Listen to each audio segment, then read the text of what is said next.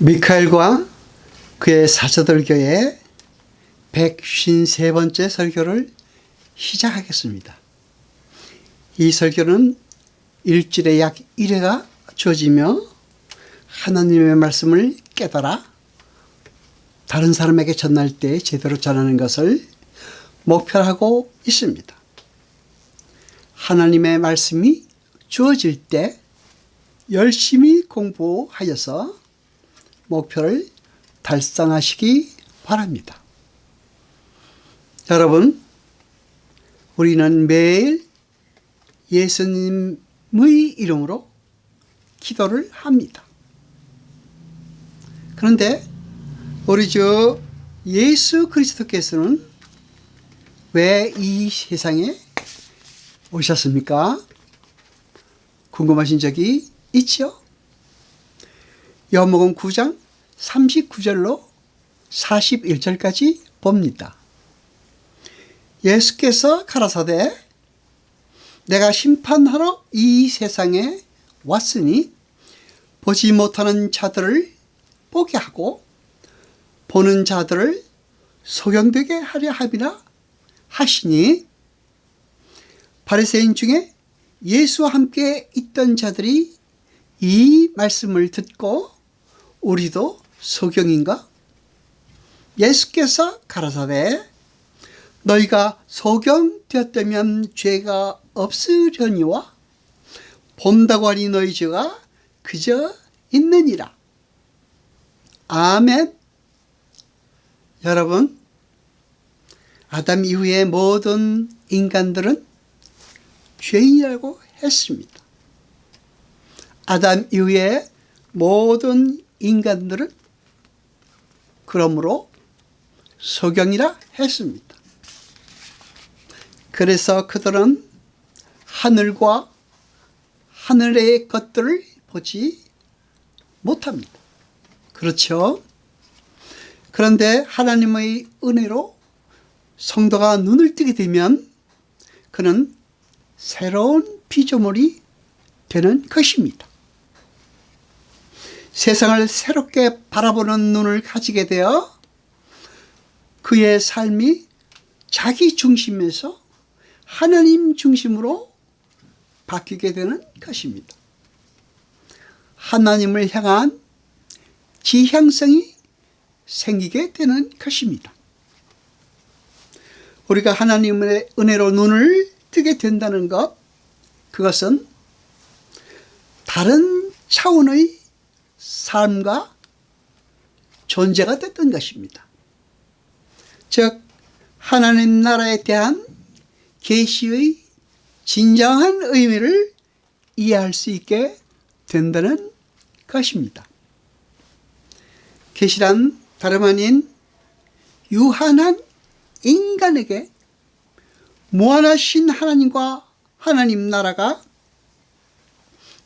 자연과 역사와 성경을 통해 설명되어진 것을 말하는 것입니다. 그걸 이해하게 된다는 것입니다.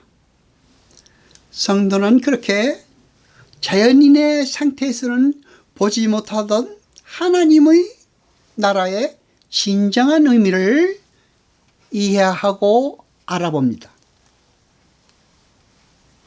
여러분, 사도 바울은 고백하기를 자신은 선을 행하고 싶은데 자꾸 안에서 또 다른 무언가가 자기를 죄로 이끌고 간다고 말합니다.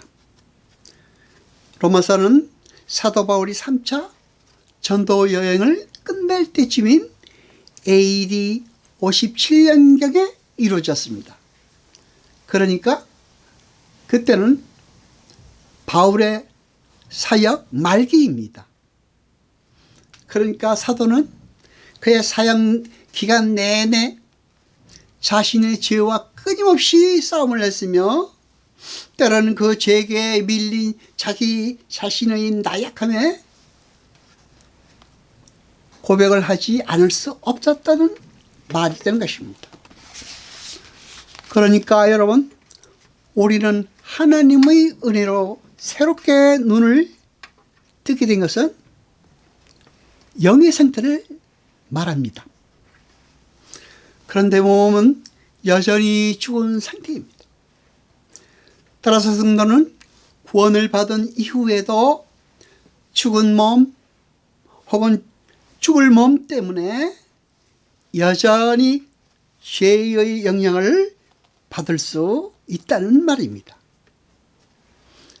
그래서 우리는 믿음이 온 후에도 이거 내가 믿음이 있는 게 맞나? 하고 수시로 좌절하기도 하는 것입니다. 여러분, 죄란 무엇입니까? 죄란 화살이 관역을 벗어났다는 말입니다.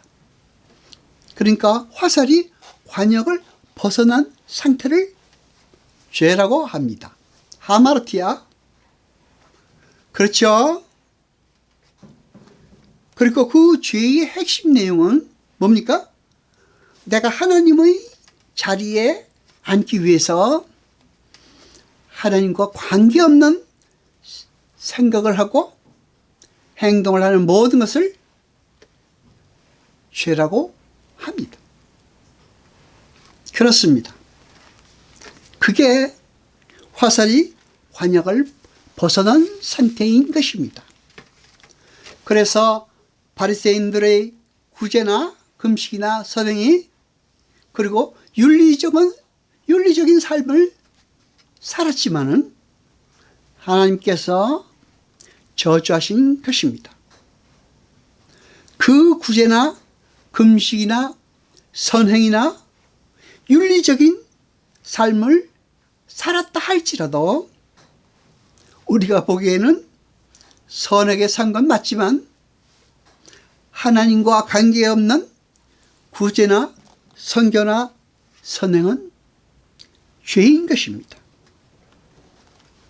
죄는 그리고 현상 이전의 경향이며 원리인 것입니다.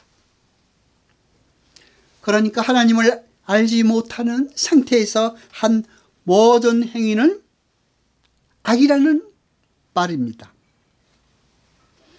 나의 불가능함을 인정하지 않고 마치 내가 하나님의 일에 무엇인가를 보탬이 될 수 있다고 생각하는 그 생각 자체가 죄이며 악인 것입니다.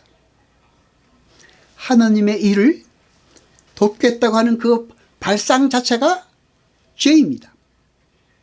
그리고 도울 수 있다고 생각하는 그 생각 자체도 죄입니다. 여러분, 착한 일을 많이 했는데 천국에 가지 못하는 것은 불합리하다고 생각 드시지요? 말이 안 된다고 생각하시죠? 그리고 불공평하다고 생각하시죠? 그럴 때가 있었을 것입니다. 그러나 그렇지 않습니다. 하나님의 나라는 착한 일을 해서 가는 것이 아니라 오직 믿음으로 가는 것입니다. 로마서 6장 11절을 봅니다. 이와 같이 너희도 너의 자신의 죄에 대하여는 죽은 자요 그리스도 예수 안에서 하나님에 대하여서는 산 자로 여길지어다. 아멘. 여기서 여길지어다라고 하는 말은 깨달아 알라라는 의미입니다. 바울은 구원을 받은 성도는 그 자신의 존재에 대해 새로운 정체성을 확인하고 깨달아서 그 신분에 맞게 살아야 하는 것이라고 촉구하는 것입니다. 그러니까 구원받은 성도는 그래야 한다는 말이죠. 여러분, 여러분이 잘 아시는 요한은 영생, 즉 신적 생명의 정의를 이렇게 내립니다. 요한복음 17장 3절을 봅니다. 영생은 곧 유일하신 참 하나님과 그의 보내신 자 예수 그리스도를 아는 것이니이다. 아멘. 유일하신 참 하나님과 그의 보내신 자 예수 그리스도를 아는 것이 영생이라는 말입니다. 먼저 우리는 유일하신 참 하나님과 예수 그리스도를 알아야 한다는 것이죠. 그리고 또 사도 바울은 성도가 예수 그리스도의 장성한 분량까지 자라나야 한다고 말하고 있습니다. 그런데 우리는 그 예수 그리스도의 장성한 분량까지 자라게 되는 방법을 잘 알지 못합니다. 에베소서 4장 13절을 봅니다. 우리가 다 하나님의 아들을 믿는 것과 아는 일에 하나가 되어 온전한 사람을 이루어 그리스도의 장성한 분량이 충만한데 그까지 이르리니. 아멘. 하나님을 믿는 것과 아는 것이 우리를 그리스도의 장성한 분량까지 이르게 한다고 말하고 있습니다. 그렇죠? 우리는 그 방법을 다 알았습니다. 그러면 그 다음 할 일은 행하는 것입니다. 마태복음 13장 23절을 봅니다. 좋은 땅에 뿌리웠다는 것은 말씀을 듣고 깨닫는 자니 결실하여 혹 100배, 혹 60배, 혹 30배가 되느니라 하시니라. 아멘. 성도의 삶 속에 열매를 맺게 하는 것이 무엇입니까? 씨입니다. 그렇습니다. 씨는 무엇입니까? 그건 바로 말씀입니다. 그런데 이 모든 과정에서 중요한 것은 성도는 반드시 자기를 부인하고 하나님께 온전히 순종하는 그 지점을 통과해야 한다는 것입니다. 우리는 하나님과 하나님 나라와 우리의 신분에 대한 올바른 지식과 이해와 자각을 통해 하나님께 온전히 순종할 수 있게 되는 것입니다. 로마서 14장 17절을 봅니다. 무릇 하나님의 영으로 인도함을 받는 그들은 곧 하나님의 아들이라. 아멘.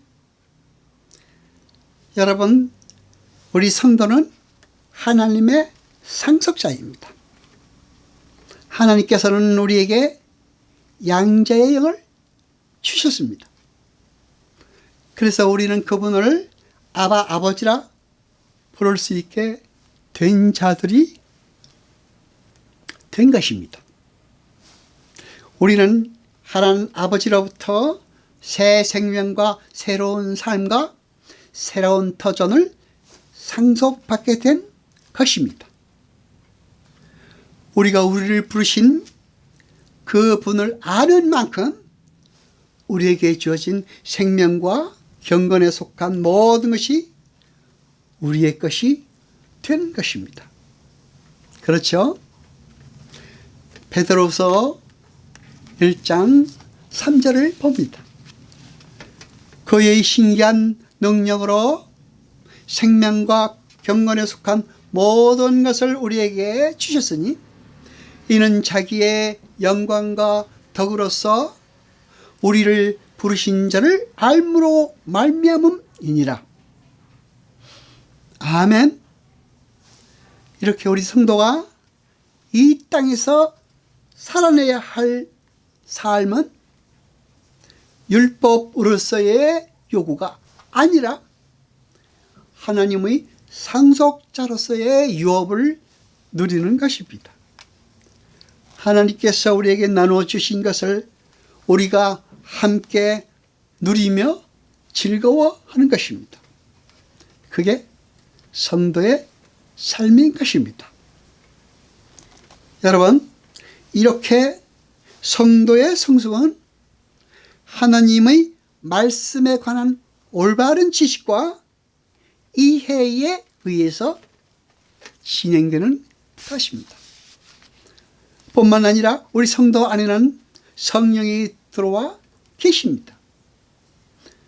그분은 성도가 그동안 알지 못했던 죄에 대하여, 의에 대하여, 심판에 대하여 알게 하실 뿐 아니라 우리 안에 소원을 두게 하시고 능력으로 우리를 인도해 가시는 것입니다.